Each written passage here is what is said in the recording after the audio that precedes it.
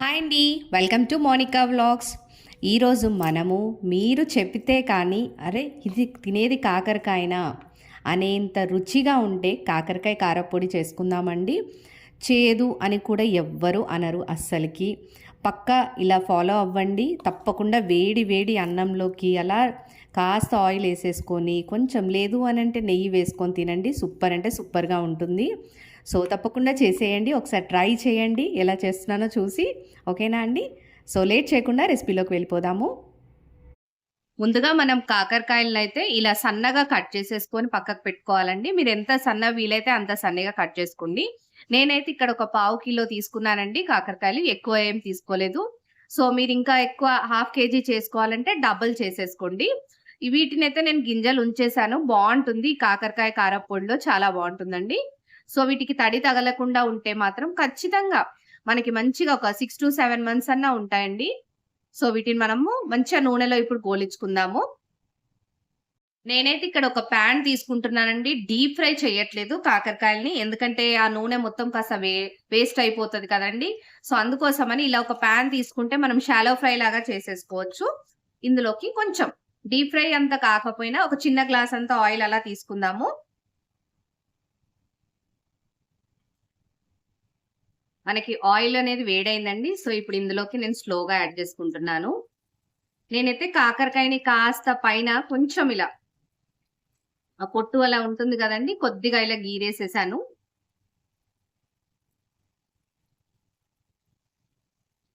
So వీటిని మనం కాస్త క్రిస్పీగా మంచిగా గోలించుకోవాలి.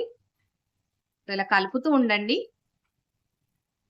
లేకపోతే ఒక సైడ్ లేకపోతే కొన్ని మంచిగా ఫ్రై అయ్యి కొన్ని కావు. అందుకోసమని మంచిగా మీడియం ఫ్లేమ్ లో పెట్టేసుకొని మంచిగా కలుపుతూ ఉండాలి.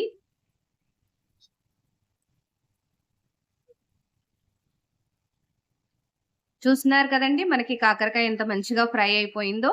సో ఈ స్టేజ్ లో మనం వీటిని తీసి పక్కకు పెట్టుకుందామండి. సో నేను స్టవ్ ఆఫ్ చేసేసి తీసేసుకుంటున్నాను. ఇలా కాకరకాయలన్నిటిని పక్కకు పెట్టేసుకోవాలండి. ఇప్పుడు వీటిని కాస్త చల్లారనిద్దాము. అలాగే ఇప్పుడు ఈ ఆయిల్ ఏదైతే ఉందో ఇది కాస్త ఎక్కువ ఉంటే మాత్రం పక్కకు తీసేసుకుందాము. నేనైతే ఇక్కడ కొంచెం ఆయిల్ తీసేసానండి. ఆల్మోస్ట్ ఒక 1 టీ స్పూన్ అలా ఉంచాను ఆయిల్. సో ఇది కొంచెం వేడయ్యాక ఇందులోకి నేను ముందుగానే పక్కకు పెట్టుకున్నాను పల్లీలు ఒక 1 టేబుల్ స్పూన్, అలాగే ఒక 1 టేబుల్ స్పూన్ శనగపప్పు, ఒక 1 టీ స్పూన్ అలా జీలకర్ర, అలాగే కాస్త మినప్పప్పు కూడా యాడ్ చేసుకుందాము. సో వీటన్నిటిని కూడా మంచిగా ఎంచక్క ఇందులో గోలిద్దామండి నూనెలో. మనకి కాకరకాయ చల్లగా అయిపోయేలోపు వాటిని గోలించవచ్చు. సో నేనైతే ఫస్ట్ పల్లీలు యాడ్ చేస్తున్నాను.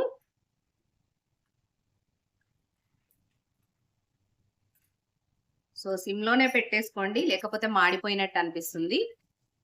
అలాగే శనగపప్పు అండ్ ఒక 1 టీ స్పూన్ అలా మినప్పప్పు.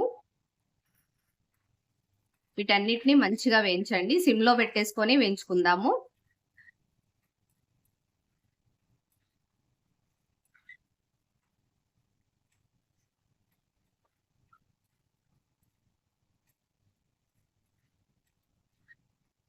అండ్ ఇందులోకి జీలకర్ర కూడా యాడ్ చేస్తున్నానండి.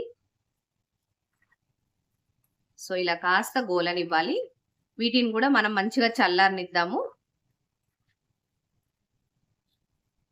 నేను ఇందులోకి కాస్త కరివేపాకు కూడా యాడ్ చేస్తున్నానండి. ఇప్పుడు స్టవ్ ఆఫ్ చేసి దీన్ని కూడా చల్లారనిద్దాము. ఆ తర్వాతకి మనం అన్ని పొడి పట్టేసుకుందామండి. సో ఇప్పుడు నేను స్టవ్ ఆఫ్ చేసేస్తున్నాను. మనకి ఇప్పుడు ఇవి రెండు చల్లగా అయిపోయాయి. మంచిగా వీటిని చక్కగా మిక్సీ పట్టేసుకుందామండి. చూడండి ఇలా అంటే క్రిస్పీగా అయిపోతుంది కదా, చూస్తున్నారు కదండి. ఇప్పుడు వీటిని మనం కోర్స్ గ్రైండ్ లాగా మిక్సీ పట్టుకుందాము. సో వీటిని ఫస్ట్ అయితే సపరేట్ మిక్సీ పట్టేసుకుందాము. వీటిని పొడి పట్టేటప్పుడే నేను ఇందులోకి ఒక 4-5 వెల్లుల్లి రెబ్బలు కూడా యాడ్ చేస్తున్నానండి కచ్చా పచ్చగా. వీటన్నిటిని ఇప్పుడు మనం మిక్సీ పట్టేసుకుందాము. చూడండి ఇలా పొడిలాగా పట్టేసేసుకొని దీన్ని పక్కకు పెట్టేసుకోవాలి. ఇప్పుడు ఇంకొక మిక్సీ జార్ తీసేసుకొని, నేనైతే ఇక్కడ పెద్దది తీసేసుకున్నానండి, ఎందుకంటే ఇప్పుడు మనం దీన్ని ఒకసారి ఫస్ట్ ఒక రౌండ్ అలా కోర్స్ గ్రైండ్ చేసేసుకుందాం. ఆ తర్వాతకి ఇందులోకి మనం యాడ్ చేసుకున్న పొడి, ఉప్పు, కారం అన్నీ కలిపి మళ్ళీ ఒకసారి మనం ఇలా గ్రైండ్ చేసేసుకుంటాము. సో దీన్నైతే నేను ఇప్పుడు ఒకసారి కోర్స్ గ్రైండ్ చేసేసుకుంటున్నాను. చూడండి ఈ విధంగా మనం కోర్స్ గ్రైండ్ చేసేసుకోవాలి. ఇప్పుడు ఇందులోకి మనం ఉప్పు, కారం, పొళ్ళు అన్నీ యాడ్ చేసేసుకుందాము. ముందుగా ఇందులోకి నేను ఆల్రెడీ పట్టి పెట్టుకున్న పల్లీల పొడి ఉంది కదండీ! ఆ పల్లీల పొడి యాడ్ చేసుకున్నాను. అలాగే ఇందులోకి నేనైతే ఒక 1 టీ స్పూన్ వరకు కారం యాడ్ చేస్తున్నాను. అండ్ అలాగే ఒక half teaspoon salt add చేస్తున్నాను. మీరైతే సాల్ట్ కానీ, కారం కానీ మీ రుచికి సరిపడా యాడ్ చేసుకోండి. అలాగే ఇందులోకి ఒక 1 టీ స్పూన్ ధనియాల పొడి కూడా యాడ్ చేస్తున్నాను. నా దగ్గర ఆల్రెడీ పొడి ఉంది కాబట్టి వేయించి పట్టింది నేను ఇక్కడే యాడ్ చేశానండి. లేదు మీరు ధనియాలు యాడ్ చేయాలి అని అనుకుంటే మనం నూనెలో పల్లీలు అవన్నీ గోలించాం కదండీ! శనగపప్పు అవన్నీ ఆ టైంలోనే ఒక 1 టీ స్పూన్ అలా ధనియాలని కూడా యాడ్ చేసేసుకొని కోర్స్ గ్రైండ్ చేసేసుకోవచ్చు. ఇప్పుడు వీటి మూడిటిని ఒక్కసారి మనం ఆన్ ఆఫ్ చేస్తూ మంచిగా గ్రైండ్ చేసేసుకోవాలండి అంతే. చూస్తున్నారు కదండీ! ఇలా మనం అంతా పొడి పట్టేసుకోవాలి. అంతే చాలా సింపుల్‌గా అయిపోయే కాకరకాయ కారప్పొడి రెడీ అండి.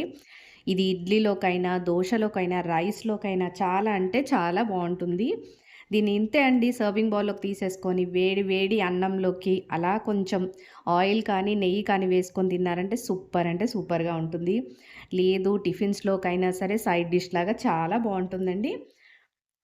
దీన్ని ఒక దాంట్లోకి తీసేసుకొని పైనుంచి కొంచెం అలా మీ దగ్గర కరివేపాకు ఉంటుంది కదా!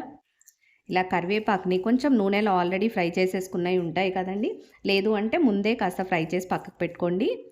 ఇలా యాడ్ చేసేసుకున్నామంటే సరిపోతుంది. సూపర్ అంటే సూపర్ కాకరకాయ పొడి రెడీ అయిపోయింది. మన వీడియో మీకు నచ్చిందనే అనుకుంటున్నాను. నచ్చితే మాత్రం తప్పకుండా లైక్ చేయండి, షేర్ చేయండి, సబ్స్క్రైబ్ కూడా చేసుకోండి. Thank you for watching.